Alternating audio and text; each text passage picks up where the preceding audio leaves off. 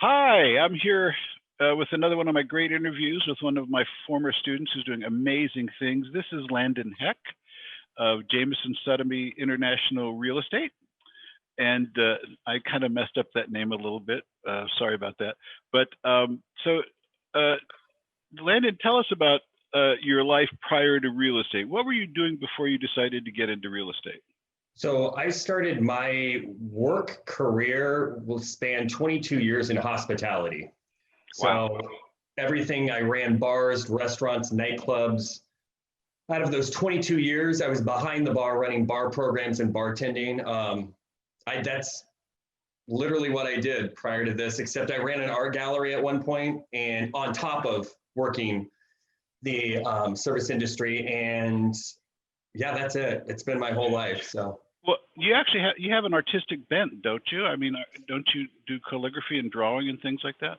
I did. So I studied fashion design for a bit. Okay. Just realized it was my passion. It's what I loved for all of my adolescence, but school started and it was just, I realized that that's not what I want to do to sustain my life. There's passions you have in life that you really just, it becomes work. When it becomes work and it's what sustains you, you lose the drive, you lose the love, and you lose the passion. So I fell in love with the hospitality industry. I mean, when I was young, when we'd go out to dine, I always obsessed with the energy and just the sense of this community and just all of the people interacting and movement. And I was obsessed with it. So yeah, I started as a little host at a brewing company when I was 16.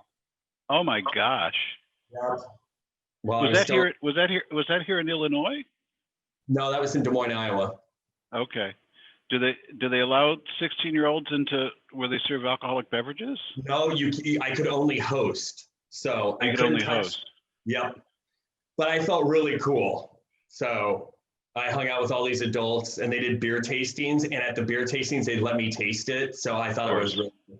I hated beer though. So. So, I mean, 16, have you always looked old for your age? I mean, did you look older when you were 16? I was very mature when I was younger, I guess you would say. Like, I would be like, I can't believe your son is only this age. And my mom's like, oh, I can. But yeah, I mean, my parents owned a ton of businesses. So I got into the business world. The whole idea of work started very early for me. So, I mean, I worked for my parents since I was in 5th grade, 6th grade, helping them out. So work has been ingrained in my life forever. So. You said that your parents were kind of super entrepreneurs. They always had a lot of streams of income going, right? Yeah. So my dad had his own career, but my mom started her own entire company, and she owned a chain. Well, not a chain. It was an entire group of dry cleaners. Wow. In Des Moines and the surrounding suburbs of Des Moines. So yeah, she started with nothing and built it all up, and it was pretty amazing. So I was born in entrepreneurship. So yeah, dry cleaners are a great industry. I mean, they're real cash cows. It's very expensive to run them too. Okay, all right.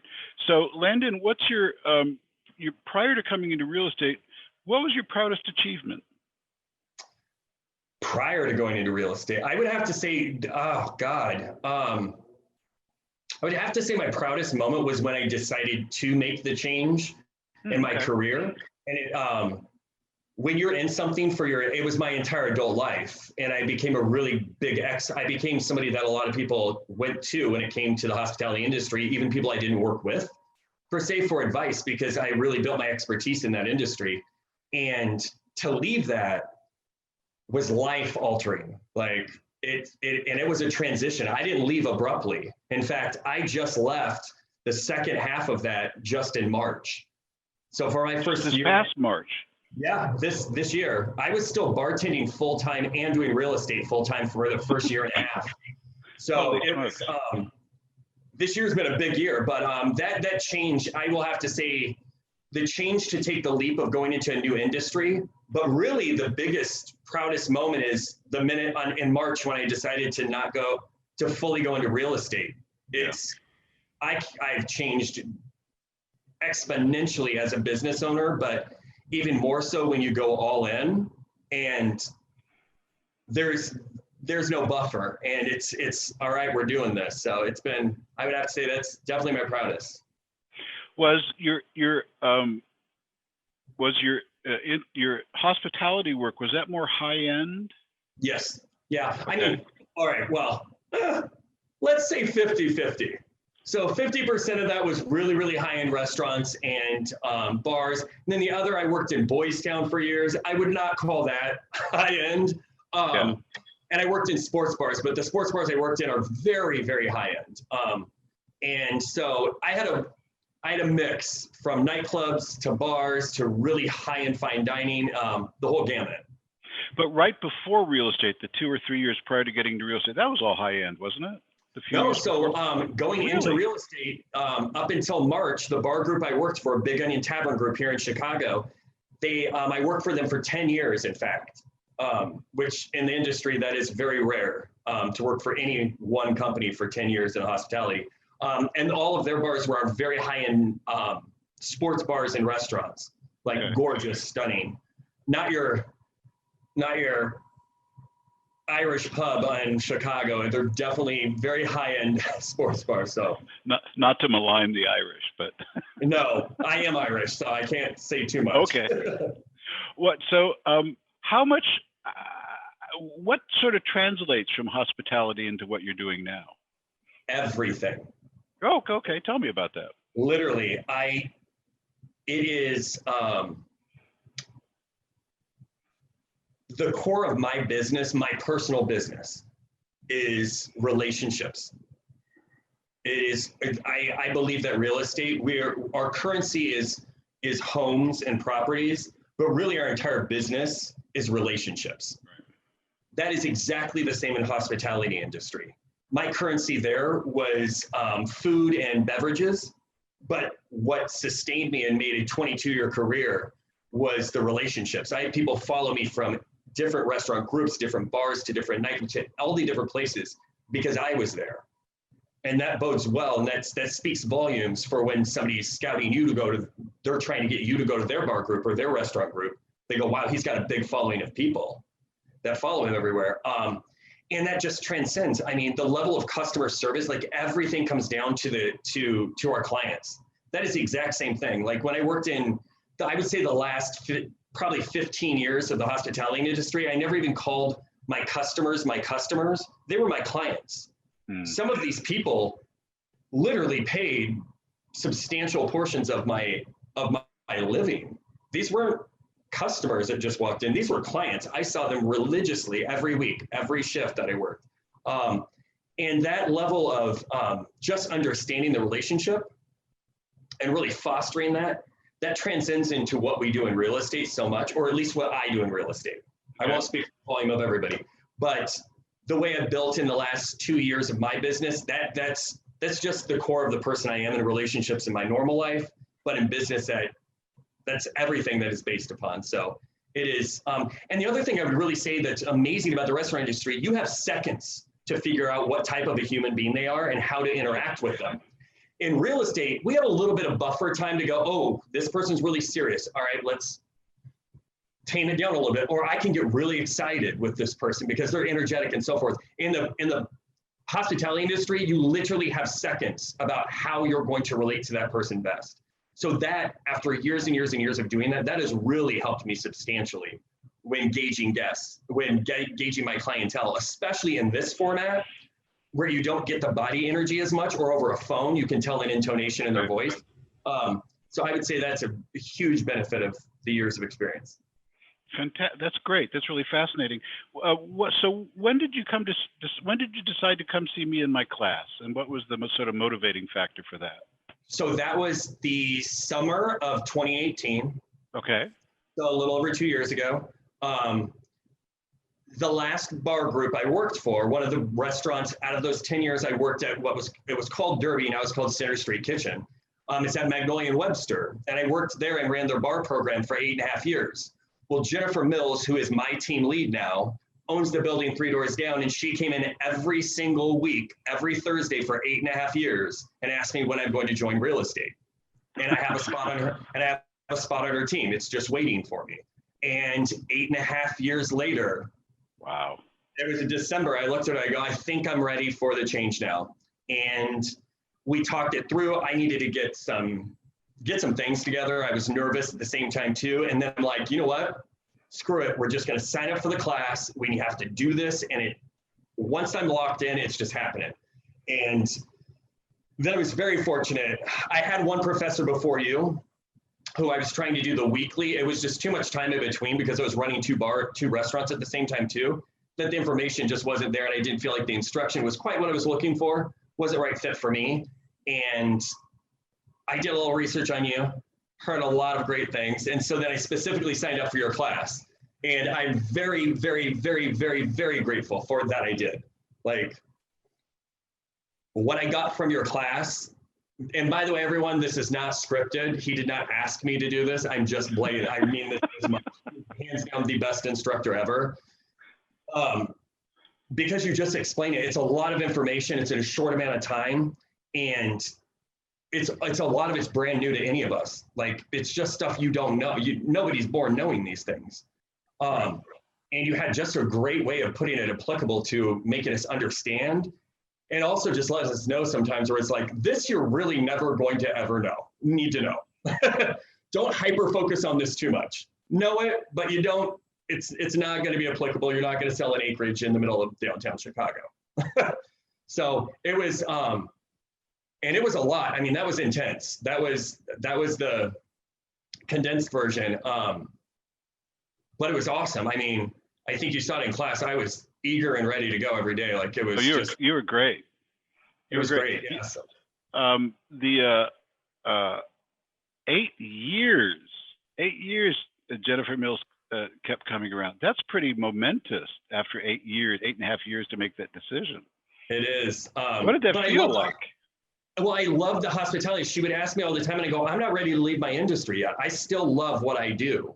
Yeah. And I didn't want to leave it. I was running the bar program there, and I was running another restaurant outside of the other restaurant group. So I had two completely different companies I'm running programs at. And I've had two jobs my entire life. So this is a very weird period since March to have only one. But it finally hit the point where I'm like, okay, we're not getting younger, and I want to have a life. And working in bars and restaurants, you work so late, you have no life. And I'm like, and she just believed in me that much. And she held this spot on her team. And I'm like, I've got to do this. Like, I know it's right for me. Like, let's just do it. If it's not, what's the worst that's going to happen? I fail, and then I try something new. But I knew that wouldn't be the case. So, well, what kind of diagnosis do you have, Landon, that you held down two careers at the same time? That's insane. I've done that ever since I was 19. Unbelievable. I've never had one job at one time. So now it's weird. I bet. So how do you feel? Do you have free time? I do. And right now, since things are slowing down a bit, it's I would say a little nerve-wracking because I'm like, so I would say this year, especially the last 2 years, I kind of since I quit the second job and didn't have the second job, I kind of delved myself into the real estate a bit too much. Yeah. Doing 18-hour days is not benefiting anyone. That's working harder is not smarter. And I learned that. And I think that's the biggest learning lesson I learned this year. It doesn't matter if you're cranking 90 hours. 90 hours doesn't mean you're productive. 90 hours means that you're exhausting yourself and you're probably not working at your peak. So I am slowly adjusting to this new life, and it's pretty awesome. It's been beautiful to actually spend time with friends. So. Oh, that's wonderful. A personal life. Imagine that. First time, almost 40, and it's the first time. Wow. So you've been in the business now 2 years. How many deals did you do your first year? How many deals did you do your second year? So I looked that up. So 2018, the very tail end of 2018, I did 3 rental clients. I had 3 rental clients. Let me tell you. But that was, I literally signed with my brokerage July 2nd. And then what did I have, like a few months? 2019, I helped 3 buyers buy their place. I helped 21 renters rent homes. Okay. And then I had 2 investor clients I helped rent their properties. That was in 2019. This year has been lovely. I've helped 5 people sell their homes. I've helped 7 buyers buy homes. I've had 2 new investor properties I've helped rent out this year, which this year was hell with the rental. And then I helped 8 renters rent homes this year. So it's been a really great year. So yeah, it is. That sounds really impressive, and you've been very, very busy and in a wide variety of things, which take a lot of different skills and keeps your days interesting, right? It does, and I think that's one of the beautiful parts about what I love about the industry we're in. Literally, no deal is ever the same. Like it's constantly like there is something different. I mean, the most random things that you would never assume. And you even said that in the class, you're like, get ready. Like you can read all this, but it's the day-to-day work that all of a sudden you're like, huh? Like you can't learn some of these situations because you're dealing with so many people. But that's one of the beautiful things I love in our industry is it's never the same. There's always something different. And yeah, I mean, I feel very grateful that this year it's been such a broad variety because it's really, really, really helped me grow as a professional in a lot of different ways. So yeah, I use that characteristic with clients and to let them know. So like, look, real estate is pretty much cookie cutter except for when it isn't. And when it isn't, it goes totally, wacko. Yep. And that's when you want me there. Yes. Okay. Because I will not lose my head. I will not lose my cool. We'll keep it together for you. Right. Yep. And that's part of the service that you're talking about. I always tell my clients, I'm like, look, especially first-time home buyers or first-time people selling their first home. I always tell them, I go, here's the thing. I'm not going to tell you it's not going to be a little bit stressful. It's your largest asset or it's your largest purchase you're ever making. But my job as your trusted real estate advisor is I take on that stress. I'm there to take on all of those stressors, and you're supposed to have fun during the process. So exactly. So what's a big challenge in real estate for you? What's one of the biggest challenges you face? Outside of finding parking spots, because that's a nightmare. It is a nightmare, isn't it? That is a nightmare. Oh my God, Lakeview, I always dread it. I'm like, here we go. I would say the challenge, I would say specifically this year, I've never been a technology in general, because I was never a big tech person. When you work in hospitality, you're not really working with technology, especially when you're in management or behind a bar. It's just in-person stuff. So getting into real estate, I had to learn technology. And I'm telling you, like, I knew how to use a computer to a certain extent. Instagram, I never even used Instagram prior to becoming a real estate agent. So the biggest learning curve for me has been technology, 100%. And I hated it my first year and I didn't really embrace it. And this year I realized I'm like, this isn't an option. Technology is part of life. And I've now realized how beneficial it is and how it's helped me in my business so much. That would be my biggest challenge in the last 2 years. And then I would say my first year, it's everything's new. Every experience, every question, so it gets frustrating because all you want to do is finally, because especially coming from 22 years in one other industry where I had an answer for a lot of things or most situations, this was like the first year was just challenging because it's like, oh my God, everything's new, every step's new, it's like, oh my God, I want this just to become normal. So this year, it was beautiful to start this year and going, all right, now we got this. And then all of a sudden curveballs. And it's like, okay, now we've got COVID. Nobody knows how to react to half of this. So, but that's the beauty of what we do. It's never monotonous. One of the things we also talked about is your approach to prospecting. You're an avid prospector, right? Yep. Yeah. So let's talk about that. Do you mind talking about that? Kind of sharing some secrets, your approaches, any of that? Yeah. What I would say is this is what I have found the most beneficial. And given I do have the advantage that I came from an industry where I met millions and millions of people in service industry. You're meeting new people every single second. The one thing I did in that industry is I kept in contact with my good customers. They became friends. I had their phone numbers and all that. So in the beginning, really it is work in your sphere. It's the people you know. I'm not kidding. That has been the most advantageous. I would say 98% of all of my business has been from friends or people I know. That is, and what that does is it just compounds, because then they're talking, and it's been, this year's the first year where I'm starting to get referrals, which is, oh my God. Closing a sale is one thing. Getting a referral is probably the most gratifying thing. It's very flattering, isn't it? It is, because it's not just a compliment. They've entrusted, their friend, family member, whoever it may be, but has heard such good things that they're willing to come to you now. Like, that's amazing. So I say, and the biggest thing is really it's taking time and actually caring. It isn't, I don't blanket text people. I don't blanket call. I reach out to everybody individually. And I think that's important, because you can tell when somebody's BSing you. When they said the same line, they're reading a script. It's like, oh, come on. Like, it's just really, I get very excited. I talk a lot. And one of the things I've learned this year is to stop and listen. I would say that's a big learning thing. And part of that in my prospecting, in the first year, I found myself over talking even to friends of mine, because I was so excited just to talk to them about what I'm doing or so forth. What I forgot in that first year is sometimes, let's listen to what they need first before I get all excited and tell them about things maybe they don't even need to know. And I think that's another important part of the prospecting aspect. And I take it to a super personal approach. Like, my keep in touch with my sphere, and I'm talking to my clients, but these are people that know me, like me, trust me. That I do a birthday. I'm a big person about personal. I love the personal aspect about everything in business. I do a lot of handwritten cards, lots of them.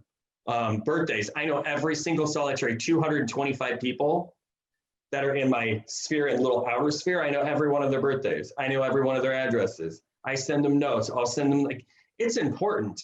It's taking time out of it. It's showing that you actually care. But the thing is, do care. Don't just do it. You can't fake sincerity. Right. You can't. Yep. And it's just, so maybe I'll never be a broker that sells 200 million a year, because I take my client, my people so close to me, but I'm okay with that. Because the relationship is there. That's my wealth, and that's the riches in my life, is the relationships that have grown even better and bigger and closer this year. It's amazing. One of the things when I first started out that I discovered that I was doing, which really kind of shocked and appalled me, was I would talk with people and then I wouldn't talk, but I wasn't necessarily listening. Mm-hmm. What I was doing while they were talking was trying to figure out what I was going to say next. Totally different thing. That was me last year. Yeah. Because I was so excited, and I don't think it's a bad trait. I think it's because when you're new, you're just so excited for the opportunity, and you want to prove so much that you're like, I know what I'm doing. And it's also, you want to let them know as much as possible. But what I realized, maybe the information I'm giving them really isn't applicable to what their needs are. Why am I going to talk to somebody about buying a home if I just find out 10 minutes in the conversation, they're selling a home and moving to another state? Oh, now I just wasted. Why did I talk to them about buying a home? I should have been talking about selling. So it's, I know what you're saying. Like, I caught myself doing that, and not gonna lie, it happens sometimes now too. I've had 3 coffees in the morning and I'm super excited. But yeah, I totally relate to that, especially last year. That was. I'm sorry, I just moved. I didn't mean to interrupt you. I totally relate to what you said there, because I think that we're just so excited, like, just to have the opportunity. And it's easy to get wrapped up in it and not be present and not listen to what they're saying. I think I think that's very important. Yep. What kind of do you have any hobbies at all, Landon, that you like to do? Anything that you kind of that chills Landon out? Yeah, Landon isn't very chill, like at all ever. But so since I've never really had the opportunity to have hobbies pretty much my entire life since I was a kid, it's interesting now because I've realized with some more time, I'm really exploring what are my interests again. Like, Oh, good. it's almost like a rebirth. But I have found that I got back into reading, which I've absolutely loved to do all my life. And now I have time to do it. So it's been really amazing. And then cooking. I've never cooked in my whole life because I've been running restaurants. So I've had to learn how to cook and I actually enjoy it. So that's nice. Now, I want you to tell, I'm fascinated by this wall behind you. I want you to tell me what this wall is all about. So these are all, so it's my inspiration wall. These are images that emotionally ignite excitement in me or give me a focus of on the days where we all have in any career you're in, where you're like, what am I doing? Like where you've had that day where everybody's yelling at you and so forth. And then you just look up and go, that's why I'm doing this. I remember, like, these are inspirational and there's great inspirational quotes up there. It's just a good reminder for when shit hits the fan.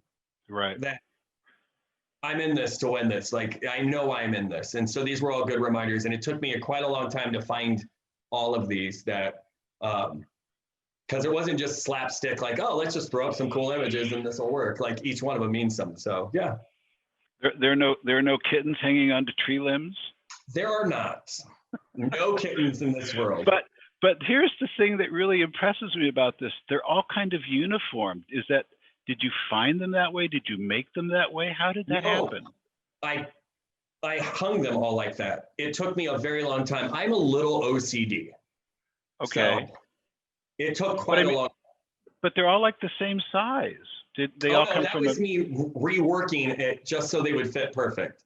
Oh, that's amazing. Yeah, it took a long time. Well, Landon, before we get to the really important fun stuff,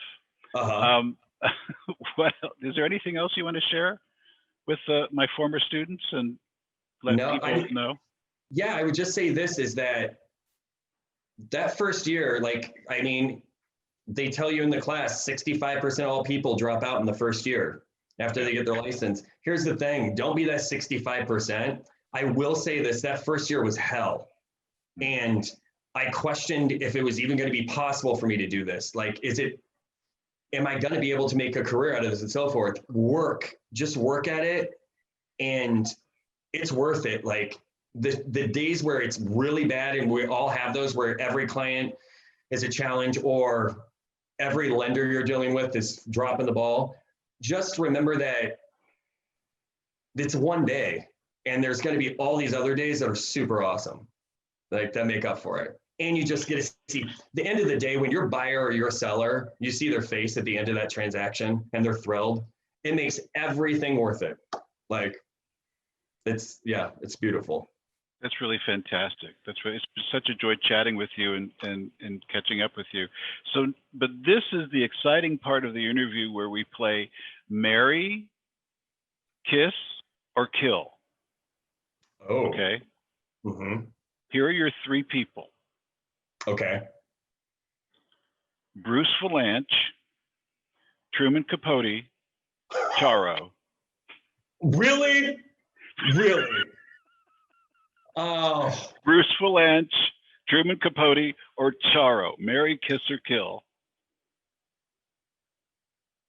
Bruce kiss, Capote marry, and Charo kill. Oh, poor Charo.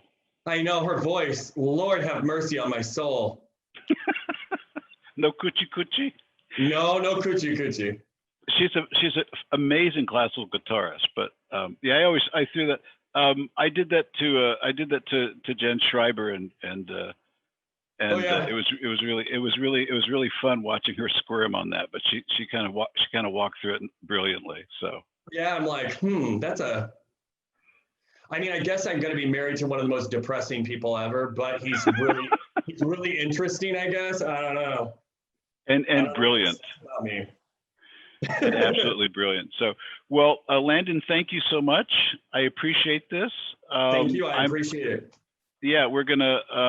I'll go ahead and put this together and post it up on the Leo Schwartz Mentor Sales Trainer site on Facebook. Cool. And if you want a copy of it, I can give it to you as well. Yeah, that'd be great.